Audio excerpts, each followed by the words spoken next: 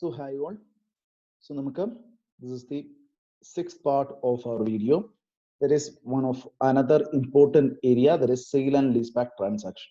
So sale and leaseback transaction നമ്മൾ എന്താണ് AS19 നമ്മളൊരു ഗൈഡൻസ് പഠിച്ചിട്ടുണ്ട്, അല്ലെങ്കിൽ ഇൻറ്റ് AS17 ആണ് നിങ്ങൾ നേരത്തെ കണ്ടിട്ടുള്ളെങ്കിൽ അതിനകത്തും സിമിലർ ആയിട്ടുള്ള ഗൈഡൻസ് കണ്ടിട്ടുണ്ട്. ഓക്കെ, അതിൽ നിന്ന് കുറച്ച് ഡിഫറെന്റ് ആയിട്ടുള്ള ട്രീറ്റ്മെന്റ് ആണ് നമ്മളുടെ ഇൻറ്റ് AS116 ഓൺ ലീസസിലേക്ക് വരുമ്പോൾ അവർ തരുന്നത്. സോ ആ ഒരു ആസ്പെക്ട് ആണ് നമ്മൾ ഇന്ന് ഇപ്പൊ നോക്കാനായിട്ട് പോകുന്നത്. So first sale and lease back transaction. So അവിടെ നമുക്ക് നോക്കിയിട്ടുണ്ടെങ്കിൽ ഒരു റൂൾ ബേസ്ഡ് അപ്രോച്ച് ആയിരുന്നു കണ്ടുകൊണ്ടിരുന്നത്. But now it is align with your revenue standard. Ind AS115 on revenue from contracts with customer, അതിനകത്തെ ക്രൈറ്റീരിയയും കൂടി വെച്ചിട്ട് അലൈൻ ചെയ്തിട്ടാണ് സെയിൽ ആൻഡ് ലീസ് ബാക്ക് ട്രാൻസാക്ഷന് ഇവിടെ ഒരു അക്കൗണ്ടിങ് ട്രീറ്റ്മെന്റ് പറഞ്ഞിരിക്കുന്നത്. So will look into that aspect. So sale and lease back ട്രാൻസാക്ഷനിൽ ഇവിടെ അക്കൗണ്ടിങ്ങിന് വേണ്ടി പറയുന്നത് എന്താണെന്ന് വെച്ചാൽ, first of all you should check whether this transaction, whether this sale is actually a sale or not. Ind AS115 guidelines പ്രകാരം ഇവിടെ നടക്കുന്ന transfer of asset, whether it is actually a sale or not, അത് നമ്മൾ എന്ത് ചെയ്യും, ആ സ്റ്റാൻഡേർഡിന്റെ requirement അനുസരിച്ച് നോക്കും. സോ അതിന്റെ ബേസിസിലാണ് സബ്സീക്വന്റ് അക്കൗണ്ടിങ് മോഡൽ മുഴുവൻ ഉള്ളത്. സോ ട്രാൻസ്ഫർ ഒരു സെയിൽ ആണെങ്കിൽ they had given a guideline for that. Transfer sale ആയിട്ട് ട്രീറ്റ് ചെയ്യാൻ പറ്റില്ലെങ്കിൽ they had given another guidance. So രണ്ടും ട്രാൻസാക്ഷന്റെ ആക്ച്വൽ സബ്സ്റ്റൻസ് നോക്കിയിട്ടാണ് നമ്മൾ റെക്കോർഡ് ചെയ്യുക. So first one, transfer is A sale. നോക്കിയാൽ നമുക്ക് രണ്ട് പാർട്ടീസ് ഉണ്ട്, സെല്ലർ, ബയ്യർ. സെല്ലർ തന്നെയാണ് ഈ സാധനം ലീസിന് തിരിച്ചെടുക്കാൻ പോകുന്നത്. Seller will be the lessee itself. So സെല്ലറുടെ ബുക്സിൽ ഇവിടെ നോക്കിയാൽ എന്താണ്, ട്രാൻസ്ഫർ ഈസ് എ സെയിൽ. അതുകൊണ്ട് ആ അസറ്റ് ഇനി ബുക്കിൽ നിൽക്കാൻ പാടില്ല. therefore the asset needs to be de-recognized. Second aspect, നമുക്ക് എന്താണ്, സെയിൽ നടന്നു, അപ്പം ബുക്കിലുള്ള വാല്യൂ ആയിട്ട് നോക്കിക്കഴിഞ്ഞാൽ there can be a difference. So there is a gain or loss. അതെങ്ങനെ ട്രീറ്റ് ചെയ്യണം? ഗെയിൻ ഓർ ലോസിന്റെ ട്രീറ്റ്മെന്റ് വന്നു കഴിയുമ്പം സ്റ്റാൻഡേർഡ് പറയുന്നത് വളരെ സിമ്പിൾ ആയിട്ടുള്ള ഒരു ഗൈഡൻസ് ആണ്. നിങ്ങൾ ഒരു അസറ്റ് സെയിൽ ചെയ്തു, അത് തന്നെ ലീസ് ബാക്ക് ചെയ്തു. അപ്പൊ എന്താണ്, നിങ്ങൾ കുറച്ച് റൈറ്റ്സ് നിങ്ങളുടെ കയ്യിൽ വെച്ചിട്ട് ബാലൻസ് റൈറ്റ് അങ്ങോട്ടേക്ക് ട്രാൻസ്ഫർ ചെയ്തിട്ടുള്ളൂ. സെയിൽ അങ്ങോട്ടേക്ക് കൊടുത്തിട്ട് അത് തന്നെ അന്നേരം തന്നെ ലീസ് ബാക്ക് ചെയ്തില്ലേ. അപ്പൊ നമുക്ക് ഇങ്ങോട്ടേക്ക് റൈറ്റ്സ് കുറച്ച് റീറ്റെയിൻ ചെയ്ത് വെച്ചിട്ട് ബാലൻസേ അയാൾക്ക് കൊടുത്തിട്ടുള്ളൂ. So we have to recognise gain relating to rights transferred only. നമ്മൾ റീറ്റെയിൻ ചെയ്തതിന്റെ റിലേറ്റഡ് ആയിട്ടുള്ള ഗെയിൻ ഒന്നും റെക്കഗ്നൈസ് ചെയ്യാൻ പാടില്ല. Gain to the extent of rights transferred only to be recognised. അതുപോലെ തന്നെ നമ്മൾ നോക്കിയാൽ ബാക്കിയുള്ള ഗെയിൻ നമുക്ക് റെക്കഗ്നൈസ് ചെയ്യാനായിട്ട് പറ്റത്തില്ല. ഓക്കെ, ഇനി നമ്മൾ അതാണ് സെയിൽ ആസ്പെക്റ്റിനെ കുറിച്ച്. ഇനി ലീസ് ബാക്ക് ആസ്പെക്ട് നോക്കിയാൽ നമുക്ക് എന്താണ്, നമ്മൾക്ക് ROU അസറ്റ് റെക്കഗ്നൈസ് ചെയ്യേണ്ടി വരും ലീസ് സ്റ്റാൻഡേർഡിന്റെ റിക്വയർമെന്റ് പ്രകാരം. ആ വാല്യൂ നിങ്ങൾ കണ്ടുപിടിക്കുമ്പോൾ സാധാരണ lease liability plus initial payments made plus dismantling cost plus initial direct cost ഇതൊക്കെയാണ് ചെയ്തുകൊണ്ടിരുന്നത്. പക്ഷെ ഇവിടെ ചെയ്യുമ്പോൾ ഒരു പ്രശ്നമുണ്ട്. നിങ്ങളുടെ കയ്യിലുള്ള ഒരു അസറ്റ് അങ്ങോട്ട് കൊടുത്തേച്ച് അതിന്റെ റൈറ്റ്സ് റീറ്റെയിൻ ചെയ്തതാണ്. അപ്പം എത്രയാണോ അതിന്റെ ഫെയർ വാല്യൂ, റീറ്റെയിൻ ചെയ്തതിന്റെ ഫെയർ വാല്യൂ, ടോട്ടൽ അസറ്റിന്റെ ഫെയർ വാല്യൂ, ഇത് രണ്ടും കൂടി നോക്കി വെച്ച് ക്യാരിയിങ് എമൗണ്ടിന്റെ ബുക്കിലുള്ള വാല്യൂവിന്റെ പ്രൊപ്പോർഷനേറ്റ് ആയിട്ട് ROU അസറ്റിന്റെ വാല്യൂ നിർത്താൻ പാടുള്ളൂ. അതാണ് അടുത്ത ഗൈഡ് ലൈൻ. സോ ROU അസറ്റിന്റെ value should be in proportion to the value of underlying asset. Carrying എമൗണ്ടിന്റെ പ്രൊപ്പോർഷനിലായിരിക്കണം നമ്മൾ റെക്കഗ്നൈസ് ചെയ്യേണ്ടത്. ഇനി നമ്മൾ നോക്കിയാൽ നമ്മളുടെ സെയിൽ ആൻഡ് ലീസ് ബാക്ക് ട്രാൻസാക്ഷനിൽ ഫസ്റ്റ് ഓഫ് ഓൾ നമുക്ക് ഈ ട്രാൻസാക്ഷൻ യൂഷ്വലി നോർമൽ കൊമേഴ്ഷ്യൽ ടേംസിലാണെങ്കിൽ ഫെയർ വാല്യൂവിലായിരിക്കും നടന്നിട്ടുണ്ടാവുക. സോ ഫെയർ വാല്യൂവിലും കൂടുതലായിട്ട് എന്തെങ്കിലും ഒരു എമൗണ്ട് കിട്ടിയാൽ ആ എമൗണ്ടിനെ നമ്മളൊരു ഫിനാൻസിങ് അറേഞ്ച്മെന്റ് ആയിട്ട് ട്രീറ്റ് ചെയ്യാനും പാടുള്ളൂ.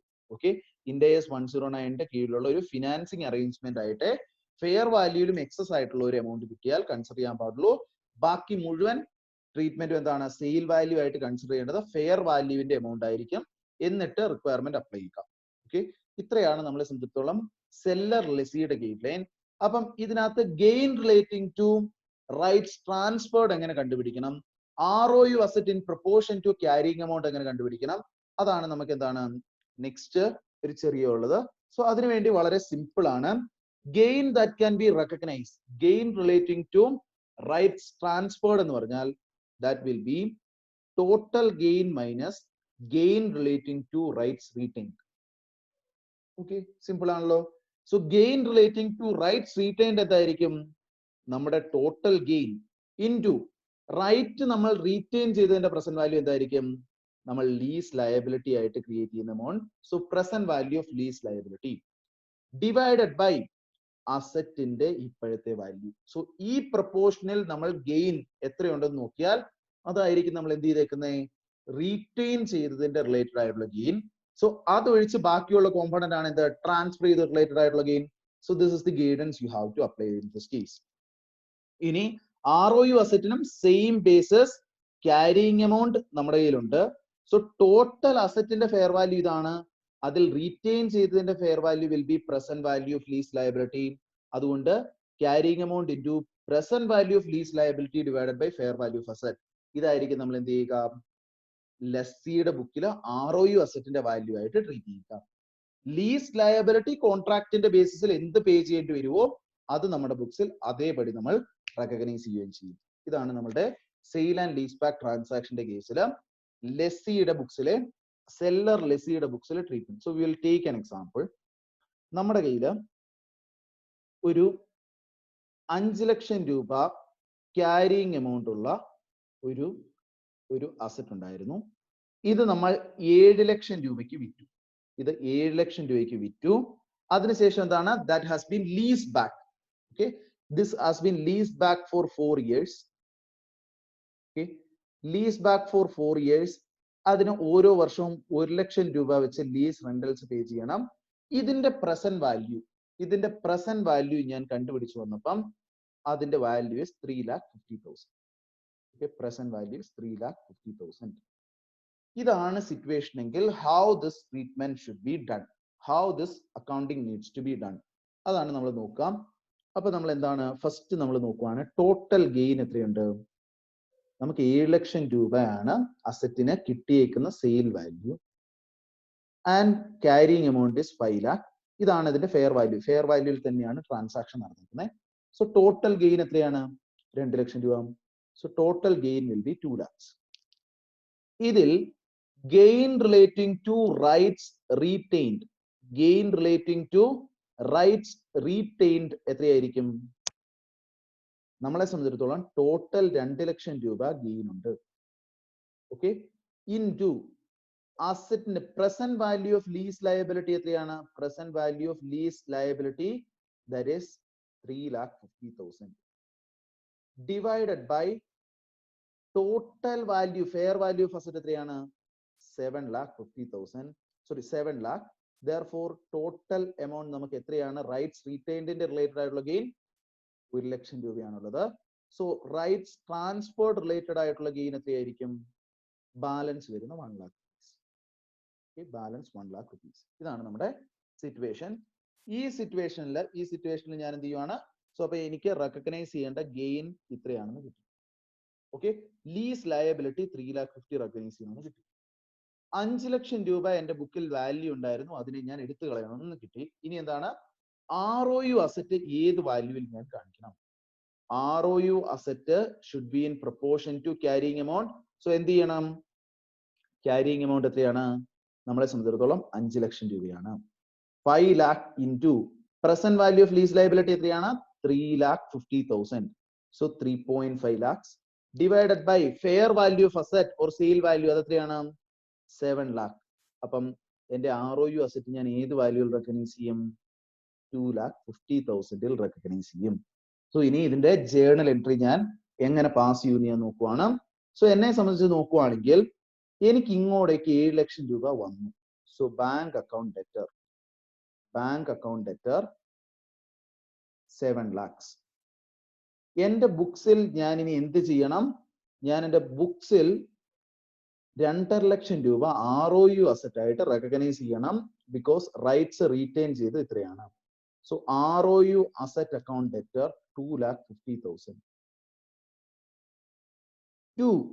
ഞാൻ നോക്കിയാൽ എന്താണ്? എന്റെ ബുക്സിൽ ഒരു 5 ലക്ഷം രൂപ ഈ മെഷീനറിയുടെ വാല്യൂ ഉണ്ട്. ഇനി ആ അസറ്റ് എന്റെ ബുക്സിലുണ്ടോ? ഇല്ല. അത് ഞാൻ സെല്ല് ചെയ്തതാണ്. So this needs to be de-recognized. So PPE 5 lakhs. ഇനി ഞാൻ നോക്കിയാൽ എന്താണ്? 3.5 ലക്ഷം രൂപ ഞാൻ കോൺട്രാക്ച്വൽ ഒബ്ലിഗേഷൻ എന്താണ് വരുത്തി വെച്ചിട്ടുണ്ട് ലീസിന്റെ പുറത്ത്. അതെന്നെ സംബന്ധിച്ചിടത്തോളം ഫിനാൻഷ്യൽ ലയബിലിറ്റി ആണ്. സോ ആ ലീസ് ലയബിലിറ്റി ആ വാല്യൂവിൽ തന്നെ അക്കൗണ്ട് ചെയ്യണം. സോ ടു ലീസ് ലയബിലിറ്റി എത്രയാണ്? 3,50,000. ഇനി ഈ സെയിൽ ആൻഡ് ലീസ് ബാക്ക് നടത്തിയപ്പം എനിക്ക് എത്ര പ്രോഫിറ്റ് ഉണ്ട്? 1 lakh ആണ് റെക്കഗ്നൈസ് ചെയ്യാൻ പറ്റുന്നുള്ളൂ. So this 1 lakh. So 1 lakh I will recognize. So this is the way in which I will record this transaction.